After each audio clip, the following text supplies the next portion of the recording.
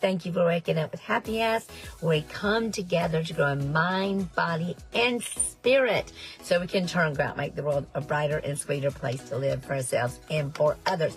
Okay, I'm clapping, so you know I've got a topic that I'm really, really, really excited about. And it's an old topic. It's an old topic, but it just hit me today. It hit me so hard today. I listened to a podcast by John Acuff, who I love. And he's witty and he's so funny. He's nerdy. He's quirky. Super, super smart.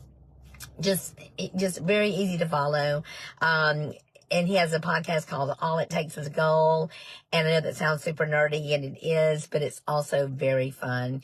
But the thing that got to me today with that was it's an old topic. It's an old topic. And he said that he heard a sentence that just so impacted his life. It just changed his life. And he said, don't you hate it?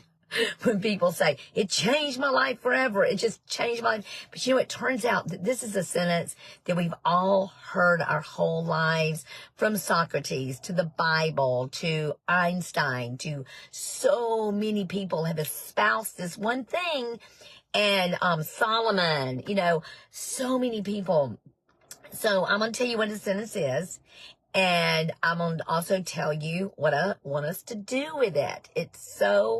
I'm so excited. So I'm happy you're here. If you're here today, you're here on a very, very good day in the life of this podcast.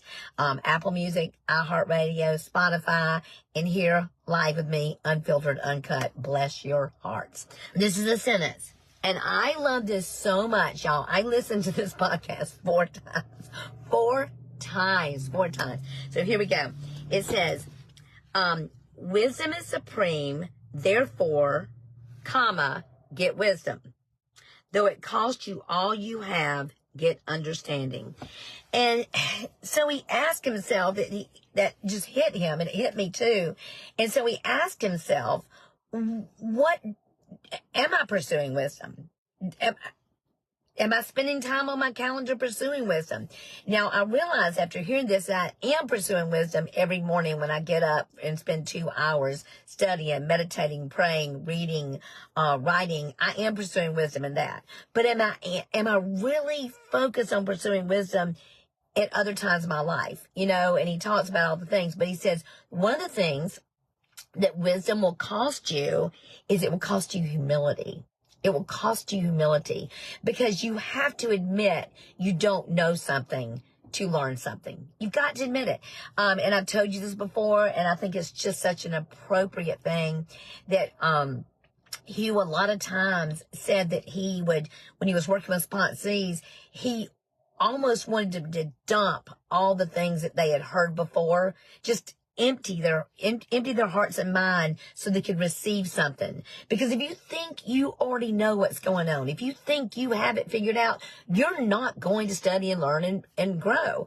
I think I've also told you this. I had a friend one time, I asked her, did she read? And she said, no, I don't read. I don't do anything. I go, you don't read? You already know what you want to know.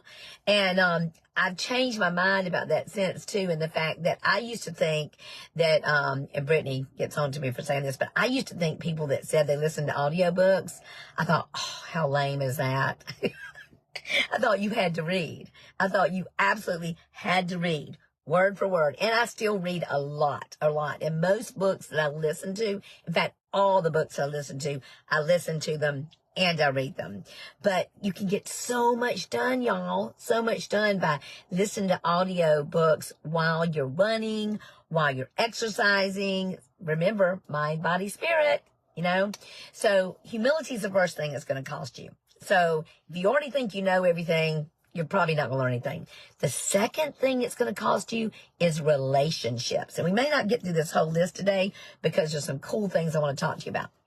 So in relationships, you may have to let go of some relationships, or maybe put them at a distance, or you may have to add some relationships like mentors and people. Because let me tell you, all the people I know, all the people I want to be like, all the people I aspire to be like are wise. They've made wise choices for their lives. And when they haven't made wise choices, they've punted. They've instituted their life. They've looked at their life and asked questions. What do I need to do differently? Those are wise people for me. So this is the coolest study, y'all. Oh my gosh, this is so cool. I love studies about relationships and studies about our time and things like this. So this was a study. Let me look at it so make sure I do not get it wrong for you. So Dylan Miner, he's an assistant professor at Managerial Economics School. It's called I think it's Kellogg School, and it's managerial economics. It's studying how we work, how we are effective at work, and all the things like that. And so they studied 58,000. That's a good study, y'all. 58,000 hourly workers, and they found something to be true. And they took people and they studied who you spend your 25-foot radius with. 25-foot radius. And they studied people that were around toxic workers and people around wise workers. Y'all, doesn't surprise me at all that there's a thing called positive spillover. And what happens is if you're around toxic people, toxic workers, that will cost you money. And they've even put a number on, I think like $12,800 a year, but it will cost you money. However, if you were around high performers, then your performance goes up by 12 to 15%. Your performance, just by being 25 feet radiance of people, y'all. So our relationships are so important. I told you years ago, had a girl that I loved her because she was giving and kind, but she was so negative. I absolutely had to divorce her from my life. And it was hard to do because I really loved her, but I did. I cannot do it. I cannot spend my time, this beautiful time that God has given me, hanging out with toxic people or people that are like just negative. I'm just not going to do it. So the interesting thing is that it's kind of cool. We don't have those people at Beachy Beach because we discover it really quickly because we're around a whole lot of happy, productive people. And people that are whiners and moaners and groaners don't like to be around that. They just really don't. So you repel them. So I think we're running out of time. So I think I'm going to do the other two tomorrow. So I'm going to tell you what they are, and then we're going to talk about them. So the 4 things that gaining wisdom will cost you is humility, relationships, money, and time. We're going to talk a little bit more about money and time tomorrow, but today I'm going to go ahead and give you the affirmations. But I do want you to ask yourself this, because this was the experiment that he did. He decided that he was going to see how much time he spent on building wisdom into his life. And he decided to do 100 hours a month on wisdom.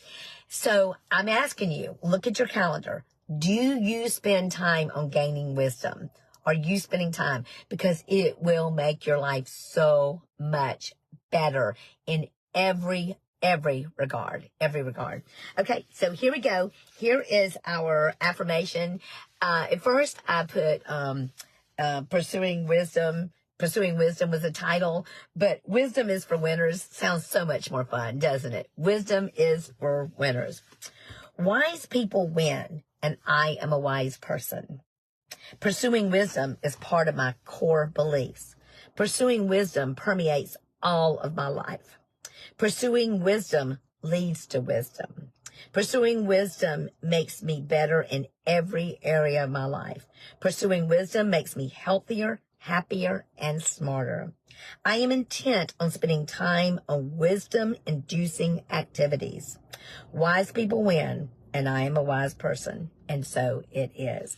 So y'all, I just love that topic. I think it's so cool. It's so simple, yet so deep. So look at your calendar and ask yourself, are you spending time on becoming wise? Are you spending time on being a person of wisdom? And guess what? If you're within 25 feet of somebody, they're going to become more wise just because of you. How cool is that? Be sweet, y'all. Bye.